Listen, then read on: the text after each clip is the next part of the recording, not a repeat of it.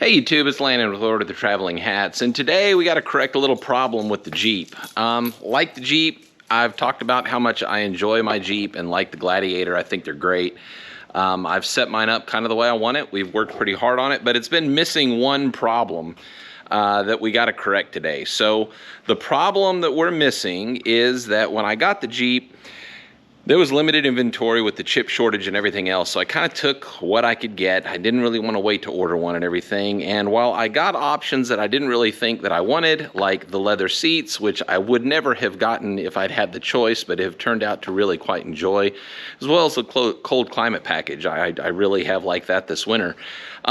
We've been missing one glaring part. So right here, if you look, there's no tow hitch. So we're missing a hitch. I can't really use the Jeep to pull a trailer, and I need to. What I think is interesting is Jeep obviously expects you to just drill a hole here and put a ball. There's actually a place for it that's steel underneath this cover. And you do have your towing hookups, your trailer hookups, but I didn't really want to cut a hole in the bumper.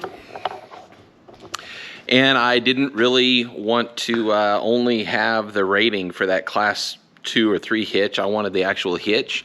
So today we're going to alleviate that. The FedEx guy yesterday dropped off a pretty sizable package, and I've got it in the garage, and we're going to go in there, we're going to open it up and see what's in it, and kind of get this installed. So we'll show you how to do that, and I'm going to get that set up and show you what we got. Alright, so here's the box that the FedEx guy delivered. It's on the floor. This is from MOPAR, as you can see right there. This is the actual factory hitch. We're going to put it on today. I think it's going to be a pretty good install. So I'm going to go ahead and get this unboxed and show you guys what's in it. So here we go. In the box.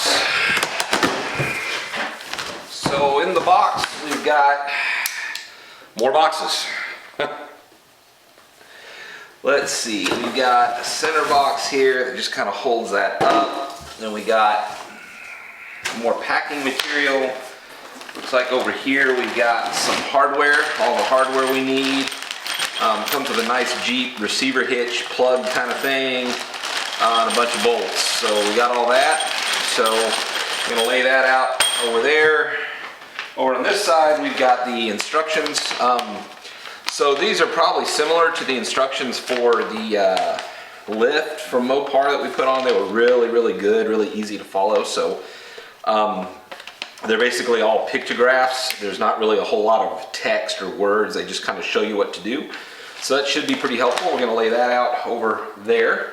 And then we've got the main event. We've got this big old massive piece of steel that is the hitch. So this actually bolts into the frame on both sides and is basically a bolted in cross member when you're done, and then the bumper bolts to that. So we're gonna go ahead and get this set aside as well over here. I'm gonna get rid of the box, and then we're gonna go ahead and get the Jeep pulled back in here so we can get started. All right, so these are just the instructions. There's about 4 pages. They tell you kind of what's supposed to be in there. So we're going to count that in a minute, make sure we got all the bolts. The receiver hitch plug I know is in there because I can see it, and the hitch. They kind of tell you what to do here. You're supposed to put it on a lift or jack it up. We're going to be working on it from the ground. For Rubicon models, we've obviously got to get the rock rails off. So there's a couple bolts there on each side that have got to come off to get those out. We got to keep those, I guess, recycle them. We're going to reuse them. Turning over here, there's some more bolts here that are going to come off the flange to get the bumper off. So we're going to have to do all of that. On the Rubicon, there's some extra bolts here we're going to have to get off and get all of this piece off here so we can get the bumper off.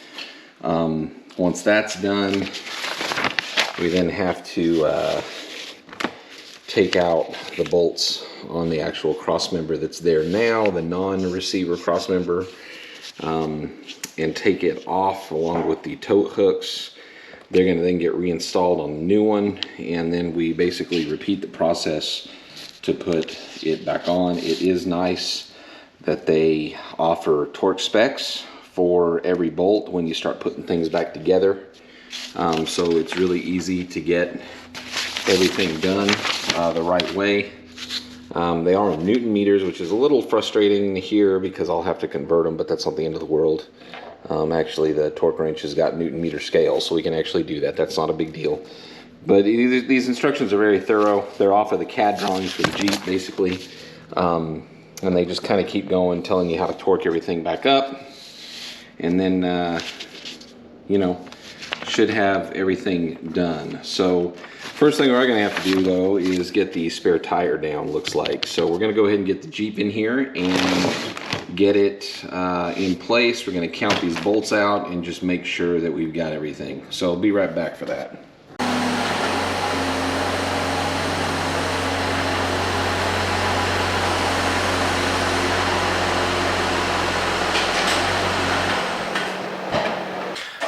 Alright guys, so we got to get the spare tire out. So Jeep gives you this handy little tool here that comes in a baggie. You just got to unvelcro it. And there's a little hole in the bumper right up here. And we're going to just stick this in there, and it engages and lowers your tire down. If you've never done that, it's just kind of got a hook on it. Kind of clamps, goes together. And it's pretty simple. But if you've never done it, you probably ought to do it before you get out on the road and need it. Because, man, it's certainly could be a bad day for you if you didn't. Let's see.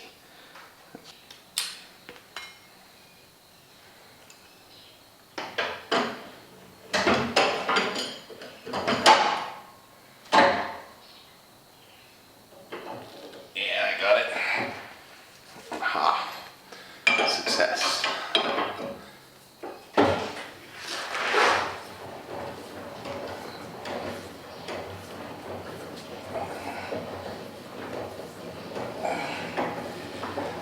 So all you do here is just crank the tire down until it hits the ground. Basically, it's on a cable. This gets it out of the way so you can get to the bolts.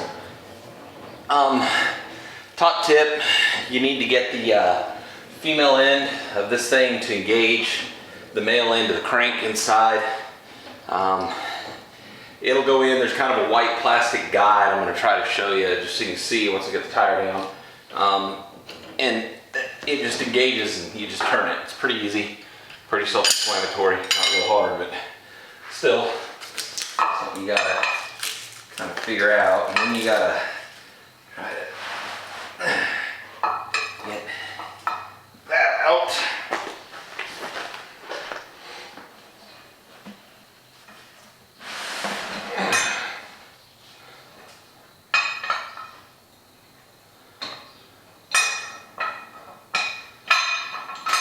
Just like so. Yeah. So, one Jeep spare later on that steel wheel. It's kind of heavy.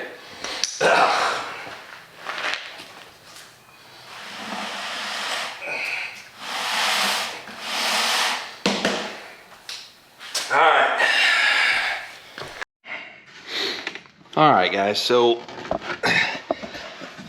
I think you can see that thing right there. If you can see that, that's the thing you have to engage with that rod. This goes right up here to this crank and pulley system and this cable here that holds the tire up. So now that that's out, we can look and see what we got to do. So the first step is to get these 3 bolts out on each side and get these rock rails here off. So we get those off of each side, gets us more access to the bumper. There's another couple of bolts up here that I think we got to get off here and here. Those are going to be kind of a pain in the butt, but we'll get them off.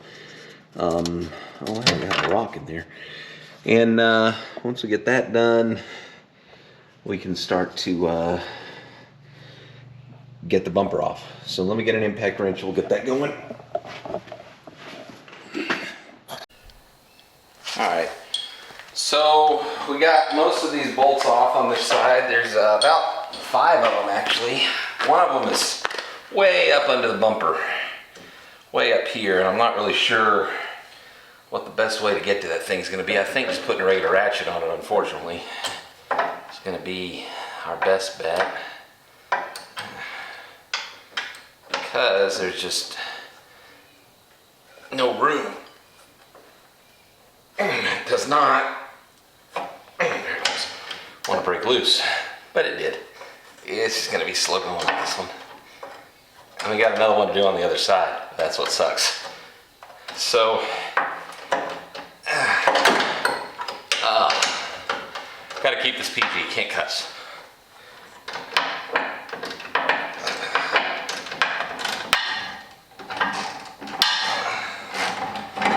Okay, that's off.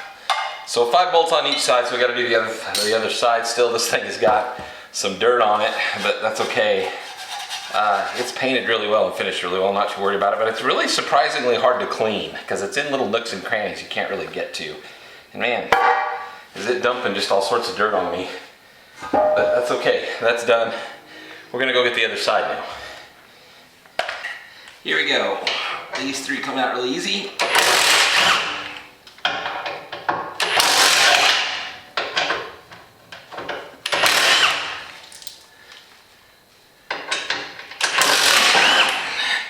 And the 4th one comes out easy, and then the 5th one's a pain in the butt.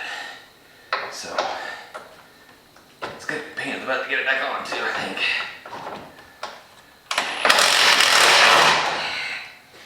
There we go. Now we gotta do the other one with a wrench.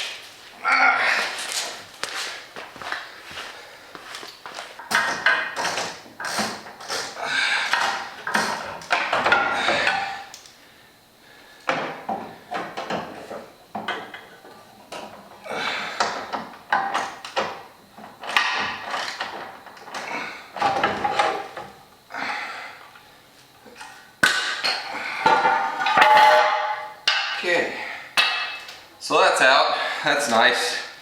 One less thing to worry about now. We just got to get the rest of these bolts off these flanges, of which I think there's, how many are there? Just 2? Holding this bumper cover on? I think the other thing we got to do is get the electrical connections undone. We're going to look into that real quick. We'll get under here and look at that. Let's see.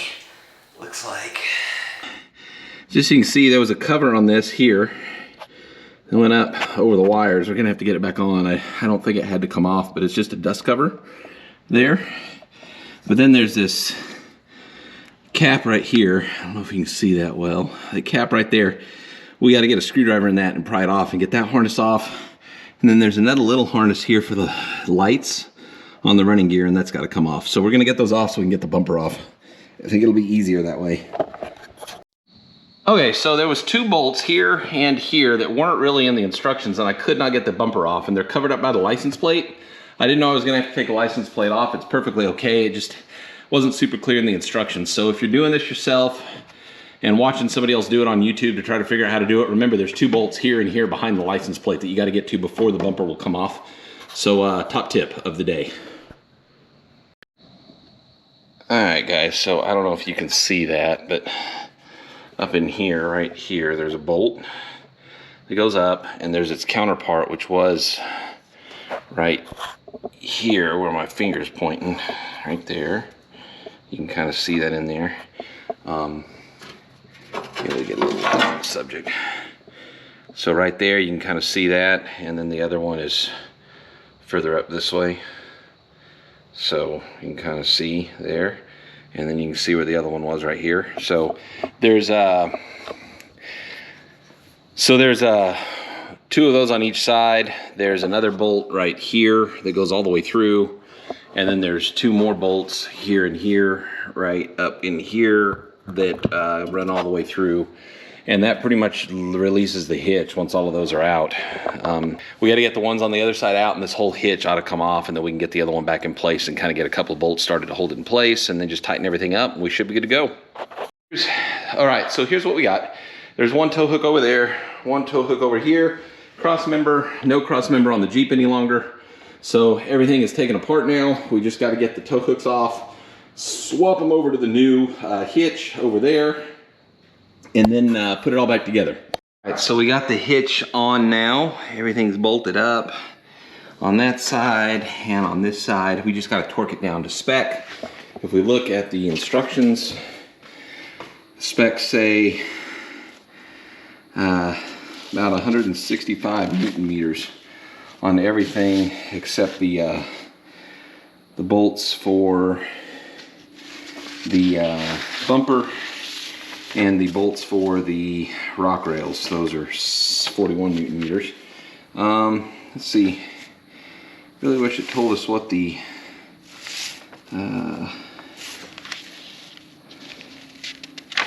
it doesn't really say that I see what the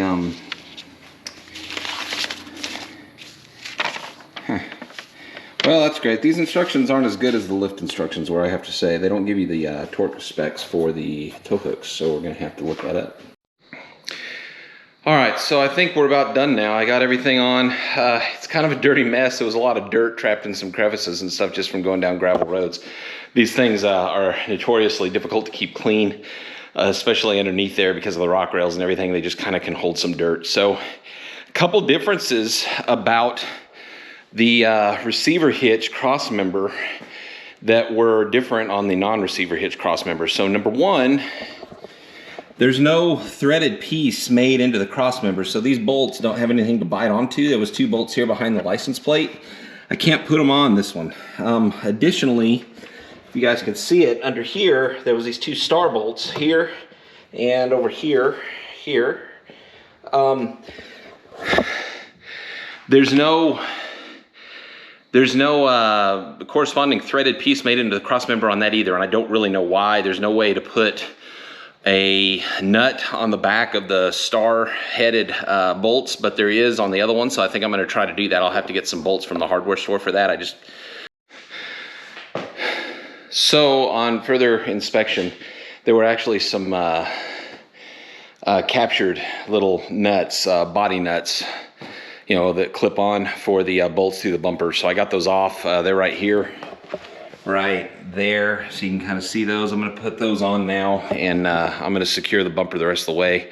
That was an oversight on my part.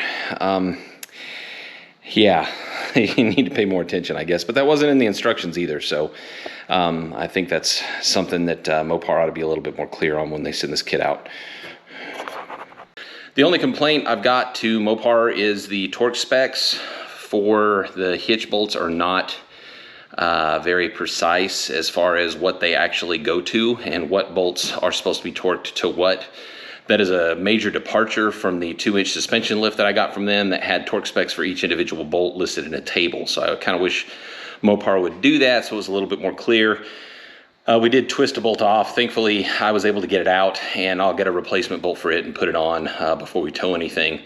But beyond that, it went on very well, as you would expect with a factory part. It just goes right on. All the bolt holes line up just like they're supposed to. There's no trimming, no hammering, nothing really that you have to do. And it went on. Overall, this took me about an hour and a half with some simple hand tools, and it's something you can easily do in your own garage. So I hope you guys liked this. I hope you learned something from the video, and I hope this was complete. If it was not, or there's something you want to know, please say so in the comments. I'll try to answer it as best I can, or even maybe shoot some more footage for you so that you can see what we're talking about. Please like and subscribe to the channel. It really helps us out a lot. We're a new channel. We're trying to build some subscribers and build some viewing hours. So I appreciate you guys viewing this. I hope you like it. Like I said, I hope you learned something. I'm Landon. This is Order the Traveling Hats, and we hope to see you out there.